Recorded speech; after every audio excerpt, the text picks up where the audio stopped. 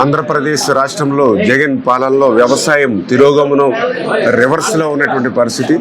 సాక్షాత్తు ఆంధ్రప్రదేశ్ ఒక ధాన్యాగారం, ఒక అన్నపూర్ణ అన్నటువంటి రాష్ట్రంలో, అందులో కూడా పర్టికులర్గా గోదావరి జిల్లాల్లో కూడా క్రాప్ హాలిడేలు తీసుకునేటువంటి పరిస్థితి దుస్థితి ఇవాళ రైతాంగానికి వచ్చింది అని అంటే ఇప్పుడే చెప్తూ ఉన్నారు రైతు నాయకులు.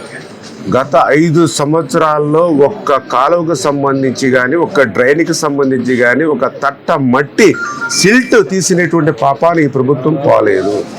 సిల్ట్ మాట అటుంచి కనీసం ఏదైతే ఆ డ్రైన్స్లో కానీ కెనాల్స్లో ఉన్నటువంటి గొరబడెక్క కానీ, ఏదైతే కిక్కిర్స బీడు ఇటువంటిది ఏదైతే ఉంటుందో వాటికి కూడా మందు కొట్టేటువంటి స్ప్రే చేసేటువంటి పరిస్థితి కూడా, కలుపు మందు కొట్టేటువంటి పరిస్థితి కూడా లేదు. వాస్తవంగా ప్రతి సంవత్సరం కూడా మే నెలలో అవన్నీ కూడా జాగ్రత్తలు తీసుకోవాల్సినటువంటి ప్రభుత్వం గత 5 సంవత్సరాలుగా కూడా మరి అటువంటి రక్షణ చర్యలు కూడా తీసుకోకపోవడంతో మరి వేళ ఆకుమళ్ళు కూడా వేసుకోలేనటువంటి పరిస్థితి వేళ రైతాంగం ఉందని చెప్తూ ఉన్నారు. అదేవిధంగా ఈవేళ ఏదైతే లాకులకు సంబంధించి మరి మరామతులు లేవు, కనీసం లాకులకి గ్రీజు కూడా పెట్టలేనటువంటి స్థితిలోనూ ఈవేళ ఆ చిన్నపాటి వర్షం వస్తే మరి వేలాది ఎకరాలు ముంపుకు గురవుతున్నటువంటి పరిస్థితి దుస్థితి అని చెప్తూ ఉన్నారు.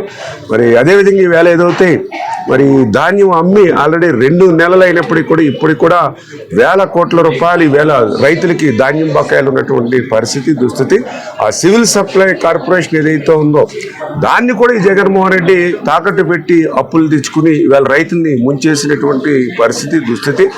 వాస్తవంగా ఏదైతే వ్యవసాయం అనేది, ఇరిగేషన్ అనేది రైతులకి సేవ చేసేటువంటి శాఖలు ఇవి.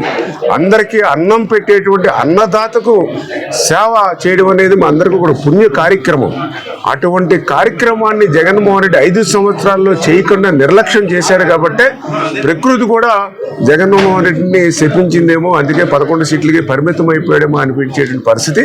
అందుకే రేపు రాబోయేటువంటి రోజుల్లో మరి ఏదైతే అక్కడ ఖాళీ చేసినటువంటి ఖజానా కనిపిస్తూ ఉంది, మరి వీటినన్నింటినీ కూడా అధిగమించి ఆ కష్టపడి పంట పండించేటువంటి రైతాంగానికి తిరిగి వాళ్ళ ధాన్యం డబ్బులు ఇప్పించేటువంటి విషయంలో కానీ, అదేవిధంగా ఏదైతే ఈ యొక్క సిల్టు కోడు ఇటువంటివి కూడా 1 by 1 ఉన్న పరిస్థితులు చూస్తూ ఉంటే మరి ఎక్కడ కూడా చిల్లి గవ్వ లేకుండా చేశాడు. ఏది ఏమైనప్పటికీ కూడా చంద్రబాబు నాయుడు గారు ఆయన కూడా ఒక పరిపాలన దక్షత ఉన్నటువంటి ముఖ్యమంత్రి కాబట్టి, ఖచ్చితంగా నేను కూడా ఒక రైతు బిడ్డగా కాబట్టి ఏదైతే ఈ రైతులు ఎదుర్కొంటున్నటువంటి సమస్యలు ఏవైతే ఉన్నాయో మరి ఆల్రెడీ ఇప్పుడు సీజన్ ఆల్రెడీ స్టార్ట్ అయిపోయింది అని చేత దీన్ని ఇప్పుడే ప్లాన్డ్గా 1 by 1 రివ్యూస్ పెట్టుకుని శాఖాపరంగా కూడా అన్ని జిల్లాల యొక్క సబ్జెక్ట్ని కూడా తీసుకుని 1 by 1 ఒక్కొక్కటి కూడా క్లియర్ చేసుకుని కనీసం నెక్స్ట్ సీజన్ నుంచి అయినా సిల్ట్ తీసి ఇవన్నీ కూడా కాలువలు కానీ అదేవిధంగా డ్రైన్స్ కానీ ఇవన్నీ ప్రక్షాళన చేయవలసిన అవసరం ఉంది. 100% ఒక రైతు సంక్షేమ ప్రభుత్వంగా మనందరం కూడా కలిసి పనిచేద్దామని చెప్పి మీ అందరికీ తెలియజేస్తాం.